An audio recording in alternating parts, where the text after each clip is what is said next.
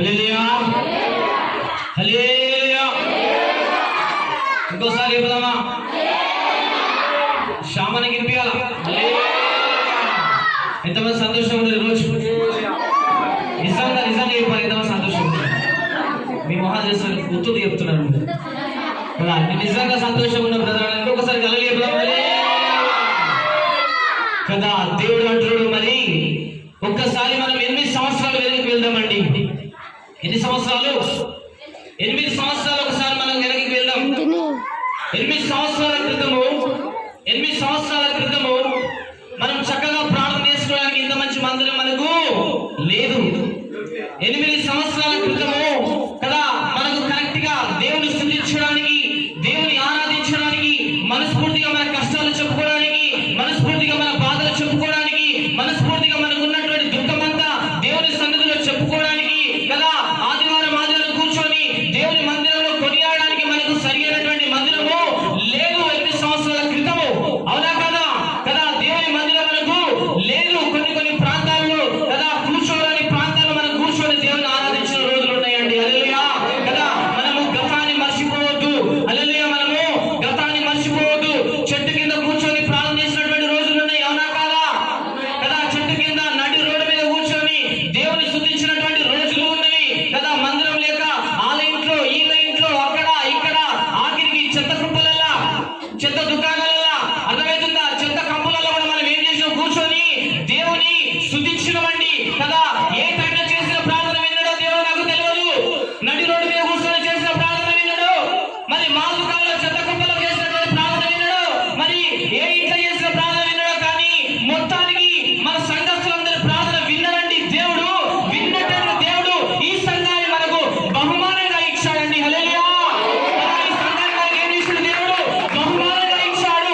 8 సంవత్సరాల క్రితం మనకు ఉన్నటువంటి పరిస్థితి వేరు, ఇప్పుడు ఉన్నటువంటి పరిస్థితి వేరు. మందిరం కావాలని చెప్పేసి మనం ప్రయాసపడి, మందిరం కావాలని చెప్పేసి కన్నీరు దాచి, మాకు కావాలి ప్రభువా, ఒక స్థానం కావాలి, ఒక ప్రాంతం కావాలి, దేవుని స్తుతించడానికి ఒక ప్రాంతం కావాలి, ఒక ప్లాట్ఫామ్ కావాలని చెప్పేసి దేవుని మనం ఎంతగానో స్తుతించినటువంటి ప్రార్థన, చేసినటువంటి ప్రార్థన వ్యర్థం పోలేదు. ఈ రోజు దేవుడు మనకి ఇంత చక్కటి బహుమానం ఇచ్చినట్టు. హల్లెలూయా కదా. మరి ఒకప్పుడు చేసినటువంటి ప్రార్థన, ఒకప్పుడు కాల్చినటువంటి కన్నీరు వ్యర్థము పోలేదు. 8 సంవత్సరాల వరకు దేవుడు మనల్ని సజీవ లెక్కల్లో పెట్టుకున్నాడండి. హల్లెలూయా కదా. 8 సంవత్సరాలు అవుతుంది ఈ రోజు మందిరం మనకి ఇచ్చి. రాముల బ్రదర్కి దేవుడు ఏమని మాట్లాడడం మనకు తెలియదు. కీర్తన సిస్టర్కి దేవుడు ఏమని మాట్లాడడం మనకు తెలియదు. హల్లెలూయా. ఇది గొప్పలు కావండి, ఇది గొప్పలు కావు, ఇది పచ్చి నిజాలు, ఇది సత్యాలు. ఎవరైనా స్థలము కొనుక్కొని, జాగు కొనుక్కొని ఏమనుకుంటారో తెలుసా?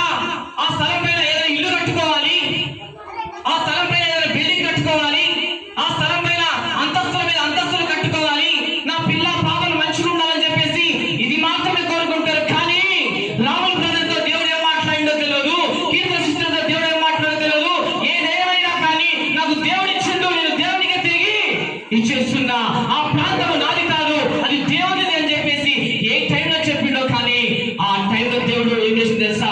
ఆమేన్ అని చేసినట్టు. హల్లెలూయా. ఆమేన్ అని ఏం చేసినట్టు తెలుసా? ఊరుకొని ఉండలేడు.